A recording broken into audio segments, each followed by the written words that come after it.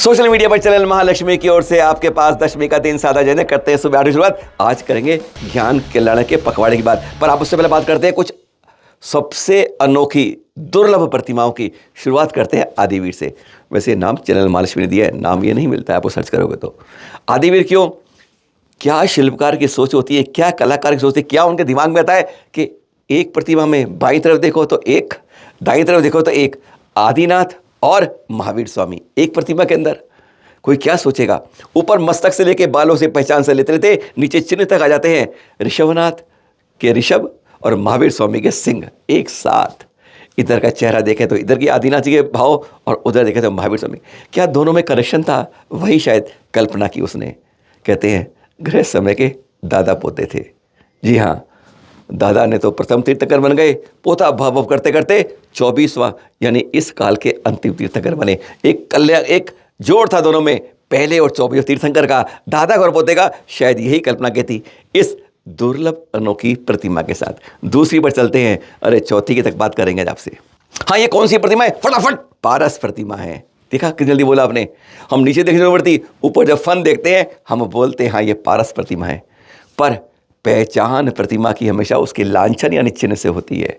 जब नीचे चिन्ह देखते हैं हम तो चिन्ह मिलता है चंदा प्रभु का। क्या गजब की बात है कि चंदा प्रभु का चिन्ह है और ऊपर फन है। तो ये चंदा प्रभु की है, पारस प्रभु की है, ये सोचना आपका विषय है। कलाकार शिल्पकार ने बना के, मूर्तिकार ने बना के छोड़ दी है कि आप सोचो जानो या आप दोनों मानो।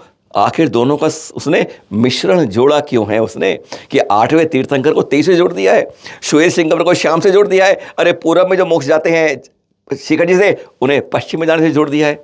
जोड़ा है क्योंकि दोनों का जन्म कल्याणक पौष कृष्ण एकादशी को आता है।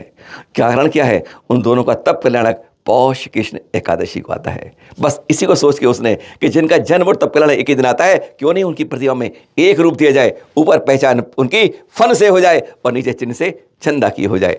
यह है चंदा पारस प्रतिमा। और एक अनोखी बगा, वैसे जितनी तीर्थंकर प्रतिमाएं पूजनीय वंदनीय होती है वह एक या चतुर्मुखी, क्योंकि सम्मुख में चारों ओर दिखाई देता है तो चतुर्मुखी बनती है या फिर एक दिशा में बनती है। पर ये देख रहे हैं, ये इसे देखने वाले के लिए आपको इंग्लैंड जाना पड़ेगा, लंदन जाना पड़ेगा, फिर वहाँ के म्यूजियम में जाएंगे तब आपको ये सप्तमुखी चंदा प्रभु की प्रतिमा दिखाई देगी।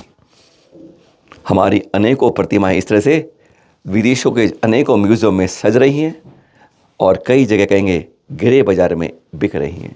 आज बहुत बड़ा अफसोस हमारे लिए है कि ग्रे मार्केट को हम रोक नहीं पाते हैं, क्योंकि हमारी ये अमूल्य प्रतिमाएं वहाँ पे करोड़ों खरबों रुपये में बिकती हैं। ये सप्तमुखी में देख रहे हैं, ये है अनोखी चंदा प्रभु। दिखते आपको 5 ही हैं, पर 3D के 4D देखेंगे तब आपको 7 मुख दिख जाएंगे। एकमात्र सप्तमुखी प्रतिमा होती है चंदा प्रभु की, अनोखी रूप में। ऐसी कोशिश की गई है, एक आपको 20पंथी कोठी में मिल जाएगी, पहचानिएगा पंचमुखी वहाँ पर। और अब दिखा रहे हैं आपको सबसे अनोखी प्रतिमा, संकट विघ्न निवारण प्रतिमा। शिल्पकार की सोच क्या कह रही है यह समझ नहीं आ रही है। अरे किसकी प्रतिमा है ये? फिर वही कन्फ्यूजन कि चंदा और पारस की तरह यहाँ ऊपर फन है तो है ही पारस प्रभु, पर नहीं, ये आदिनाथ की प्रतिमा है। नीचे का लांछन चिन्ह बता देता है और नीचे नवग्रह भी बने हुए हैं, यानी नवग्रह को शांत करने के लिए और सबसे ज़्यादा क्षमा को धारण करने वाले पारस प्रभु को ध्यान रखते हुए इस आदिनाथ की प्रतिमा पूजनीय है। हैरानगी होती है जब इस तरह की सोच में क्या मूर्तिकार सोचता है और क्या बना के देता है। फनों के साथ यानी उपसर्ग किसी पे होता है वह जीतना है, क्षमा से जीतना होगा। और सबसे ज़्यादा इसे एक बार संकेत और भी मिलता है कि क्या उसने यह भी सोचा होगा, ये हम सोच पा रहे हैं, सबसे ज़्यादा बड़ा तीर्थकाल था वह था हमारे प्रथम तीर्थंकर का, और सबसे छोटा तीर्थकाल था मात्र 100 साल का, वो था हमारे 23वें तीर्थंकर का। 9वीं सदी की प्रतिमा है, कुछ खास बात। हाँ, पर ये कहाँ पर है? वर्तमान में श्री महावीर जी में है। जी हाँ, श्री महावीर जी। वहाँ का म्यूजियम में बहुत कम लोग महावीर स्वामी को देखते हैं, पर थोड़ा आगे जाएंगे जब हम नदी की तरफ जाते हैं ना, उससे गंभीर नदी पहले दाईं तरफ ये म्यूजियम पड़ता है। कभी देखिएगा यहाँ पर 9वीं सदी की प्रतिमा अनोखे रूप में। पहले ये यहाँ की नहीं थी, यूपी की है। 1 मार्च 2007 आज भी उस पर नीचे लिखा हुआ है। तब आचार्य चैत्य सागर जी वहाँ गए थे, तब प्रतिमा को वहाँ से सत्येंद्र चौहान जी यहाँ पर उसके बारे में दिखाएंगे आपको, उनके द्वारा ही हम भेजी गई थी ये प्रतिमा। पहले वो देखते हैं क्या लिखा हुआ है यहाँ पर इस प्रमाण के रूप में। नवग्रह को शांत करने वाली इस प्रतिमा के नीचे लिखा है तीर्थंकर ऋषभदेव 9वीं सदी के, और लिखा हुआ है साफ 1 मार्च 2007 को यह सत्येंद्र चौहान जी द्वारा वहां लाई गई श्री महावीर जी में आचार्य चैत्य सागर जी की प्रेरणा से सुरक्षित दुर्लभ एकमात्र प्रतिमा दुनिया की है। तो ऋषभदेव भगवान की सप्तम साथ केवल यही प्रतिमा है और नीचे नवग्रह बन रहे हैं। हमने इसके बारे में बात की, यह हमें शैलेंद्र जी लखनऊ वाले, उन्होंने जानकारी दी थी इस प्रतिमा के बारे में। और फिर हमने संपर्क किया वीके झा जी से, जो श्री महावीर जी में म्यूजियम में इंचार्ज हैं। उन्होंने बताया इस प्रतिमा में हाँ शैलेंद्र जी की जानकारी है पूरी पूरी, और यह उन्होंने बताया, क्या बताया एक बार झा जी से भी सुन लेते हैं। वीके झा जी क्या बताते हैं इस दुर्लभ अनोखी प्रतिमा के बारे में, सुनिए जरा। इसमें सर्प फन बना हुआ है। हाँ और इसमें नीचे नवग्रह बना हुआ है। बिल्कुल। और चिन्ह वृषभ का है। हाँ ऋषभ का चिन्ह है।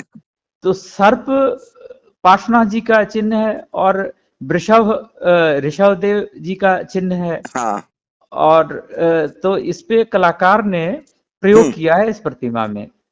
और हमको लगता है कि ये सर्व विघ्न निवारक प्रतिमा शायद होगी, क्योंकि नवग्रह नीचे बना हुआ है। बिल्कुल। तो ये दुर्लभ प्रतिमा है। ये कब की हो सकती है? ये अंदाज से उसमें टाइम डाल रखा है 10वीं शताब्दी के आसपास, 9वीं 10वीं शताब्दी अंदाजन। और अब बात करते हैं सबसे खास बात आपसे नहीं मालूम जो थी। 24 पखवाड़े 12 महीने होते हैं, 15 दिन का एक पखवाड़ा होता है, तो 24 पखवाड़े हैं। लेकिन कोई पखवाड़ा किसी कल्याणक पर पूरी तरह समर्पित नहीं होता है। लेकिन यह चल रहा है ना पौष शुक्ल का पखवाड़ा, वो भी आखिरी 6 दिन में 4 ज्ञान कल्याणक आते हैं। एकमात्र ऐसे पखवाड़ा है जिसमें किसी भी कल्याणक होता तो केवल एक, कोई भी और नहीं है कि बैक टू बैक 4 कल्याणक। वैसे कभी ना चतुर्दशी पिछले यानी 5 कल्याणक बैक टू आए, ऐसा कोई नहीं है। ना ऐसे गर्भ में मिलता है, ना जन्म में मिलता है, ना तप में मिलता है, ना मोक्ष में मिलता है। पर ज्ञान कल्याणक में आज है हमारे 16वें तीर्थंकर का, 12वें कामदेव का, 5वें चक्रवर्ती, तीनों एक ही हैं, शांतिनाथ भगवान। 16 वर्ष के कठोर तप के बाद आज ही के दिन हस्तपुर के आम्रवन के नीचे आपको केवल ज्ञान की प्राप्ति होती है। केवली काल मालूम है कितना होता है? 24,984 वर्ष का, 38 गर्दन थे और 54 किलोमीटर विस्तार का आपका समोषण कुबेर रास्ता है। तो ज्ञान कल्याणक पखवाड़े की शुरुआत आज से होती है और दूसरा कल्याणक कल आ जाता है, और कल है एकादशी, यानी एक और ज्ञान कल्याणक, दूसरे तीर्थंकर अजितनाथ जी। 12 वर्ष के कठोर तप के बाद अयोध्या के सहयोग वन के अंदर सप्तम वर्ष के नीचे आपको केवल ज्ञान की प्राप्ति एकादशी के दिन होती है, जो कल है। आपका केवली काल था 1 लाख पूर्व, एक पूर्वांग में 12 वर्ष कम, 90 गणधर थे और कुबेर आपके एक समोषण की 138 किलोमीटर विस्तार के कब्जों की रचना करता है। कहते हैं एक महावीर स्वामी को छोड़ दे तो सभी की केवल बात उसी दिन दिव्य ध्वनि खिड़ती है, समोषण रचते ही, क्योंकि गणधर होते हैं। केवल महावीर स्वामी में ऐसा नहीं है। पर हाँ, बैक टू बैक 2 के बाद फिर हमें अब 14 का इंतजार करना होगा। अयोध्या के उग्र वन में सरल वर्ष के नीचे 18 वर्ष के कठोर तप के बाद ये जो आ रही ना चतुर्दशी, बस उसी दिन केवल ज्ञान की प्राप्ति होती है हमारे चौथे तीर्थंकर अभिनंदननाथ जी को। वही अयोध्या में आपका समोषण रास्ता है कुबेर 126 किलोमीटर विस्तार का। आपका केवली काल था 1 लाख पूर्व और 7 पूर्वांग के अंदर 18 वर्ष कम। इस तरह यानी लगातार कल्याणक कल्याणक कल्याणक। अब एक और पूर्णिमा के दिन, और हाँ पूर्णिमा को आता है पौष के, यानी 4 कल्याणक, चौथा कल्याणक हमारे 15वें तीर्थंकर धर्मनाथ जी का। रत्नपुरी की बात करते हैं आपसे। सहेतुक वन के अंदर दधिवर्ण वृक्ष के नीचे आपको 1 वर्ष के कठोर तप के बाद पूर्णिमा के दिन, पौष को शुक्ल की पूर्णिमा है, केवल ज्ञान की प्राप्ति होती है। 60 किलोमीटर विस्तार का आपका समोषण रास्ता है कुबेर और 33 गणधर थे आपके। लगातार इस तरह से मात्र 6 दिन में 4 ज्ञान कल्याणक, शांतिनाथ भगवान, अजितनाथ भगवान, अभिनंदन भगवान, धर्मनाथ भगवान के लगातार 4 कल्याणक। ऐसा कोई भी दिन नहीं आते कि 4 कल्याणक एक से ही हो, पर यह अनोखा है। आज से शुरुआत होती है। फिर मिलेंगे अनोखी जानकारी के साथ। सादर जय जिनेंद्र।